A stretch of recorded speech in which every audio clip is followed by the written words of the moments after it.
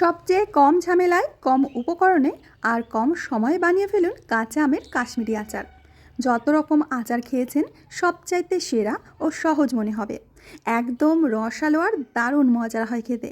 এই আচার বানিয়ে সারা বছর সংরক্ষণ করতে পারেন। তাহলে আসুন শুরু করি। সবার প্রথমে নিয়েছি কাঁচা আম। এখানে আমি 5 থেকে 6টি আম নিয়ে নিয়েছি। আমের খোসাগুলো ভালো করে ছাড়িয়ে নিয়ে এখন আমগুলোকে কেটে নেব। আমি আপনাদের একটা আম কেটে দেখাচ্ছি। আমের সাইজ বুঝে কিন্তু টুকরোগুলো করতে হবে। ছোট সাইজের আম হলে 4 টুকরো করবেন, আর একটু বড় সাইজের আম হলে 6 টুকরো বা 8 টুকরো করে নেবেন। তো ঠিক এইভাবে আমি আমগুলোকে কেটে নিচ্ছি। এই দেখুন বন্ধুরা, সমস্ত আমগুলো আমি কেটে নিয়েছি। এখন একটা পাত্রের মধ্যে বেশ কিছুটা জল দিয়ে তার মধ্যে 2 চামচ মতো লবণ ভালো করে গুলে নিতে হবে। এখন এর মধ্যে কাটা আমগুলো দিয়ে দেব।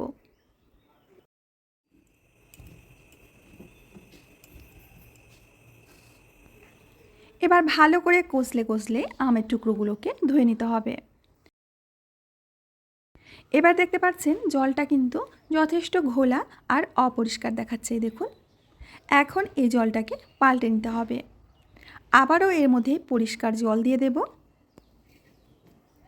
এখন এর মধ্যে আরও 1 চামচ মতো লবণ দিয়ে খুব ভালো করে মেখে নিতে হবে। এইভাবে রেখে দিন 5 থেকে 10 মিনিট। একটা কড়ার মধ্যে নিয়ে নেব চিনি। এখানে আমি ছোটো বাটির 2 বাটি চিনি নিচ্ছি, আর সাথেই ওই বাটিরই 1 বাটি জল।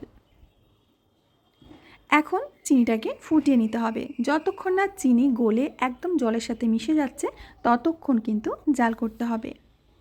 এদিকে 10 মিনিট হয়ে গেছে। আমি আমের টুকরোগুলো জল থেকে তুলে নেব। একটা সুতির কাপড় বিছিয়ে দিয়ে তারপরে আমগুলো রেখে দিচ্ছি। এখন আমের গায়ে থাকা জল খুব ভালো করে মুছে নিতে হবে। আমি এই কাপড়টা দিয়ে খুব ভালো করে মুছে নিচ্ছি।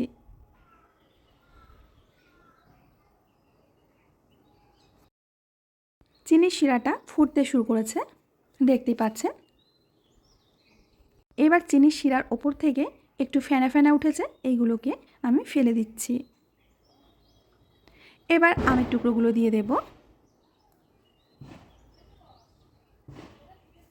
বন্ধুরা, আজকের রেসিপিটা কিন্তু একেবারে ছোট্ট একটা রেসিপি আর সহজ সুন্দর একটা রেসিপি।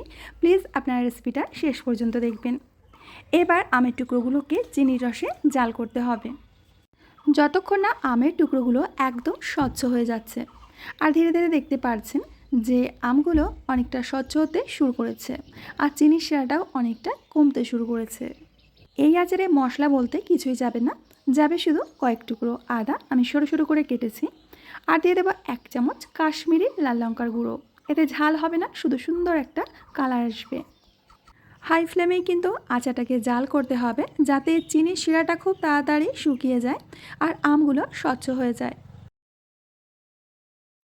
এই মুহূর্তে দেখতে পাচ্ছেন বন্ধুরা, আমের টুকরোগুলো কিন্তু অনেকটাই স্বচ্ছ হয়ে গেছে আর একটুও কিন্তু ভেঙে যায়নি। এখানে আর দিতে হবে শুকনো লঙ্কা, সরু সরু করে আমি কেটে নিয়েছি। একটু হালকা করে মিশিয়ে দেব।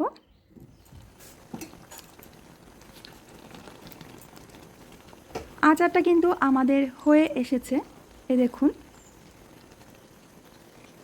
চাইলে আপনারা আচারটা ঠিক এরকম রাখতে পারেন বা এর থেকে একটু টানিয়ে শুকনো করতে পারেন। তো আমি একটু শুকনো শুকনোই তৈরি করব, এর জন্য আরও কিছুক্ষণ জাল করে নিচ্ছি। যতটা রস দেখতে পাচ্ছেন এগুলো কিন্তু পুরোটাই আমে টেনে নিয়ে যাবে। একেবারে ঠান্ডা হয়ে যাবার পর আমি একটা প্লেটের মধ্যে নামিয়ে নিচ্ছি। আর দেখতে পাচ্ছেন আমের টুকরোগুলো কতটা রসালো হয়েছে আর কালারটাও খুবই সুন্দর এসেছে। একটা একটা টুকরো যখন আপনি মুখে দেবেন এত মজা লাগবে খেতে, আমি আপনাদের বলে বোঝাতে পারবো না। আপনারা বাড়িতে বানিয়ে তবে আমাকে কমেন্টে জানাবেন। খুব সহজেই তৈরি করে ফেলুন আর সারা বছরের জন্য কাঁচা আম সংরক্ষণ করে রাখুন। দেখুন এটা কতটা পরিমাণে রসালো হয়েছে, কতটা পরিমাণে জুসি দেখুন।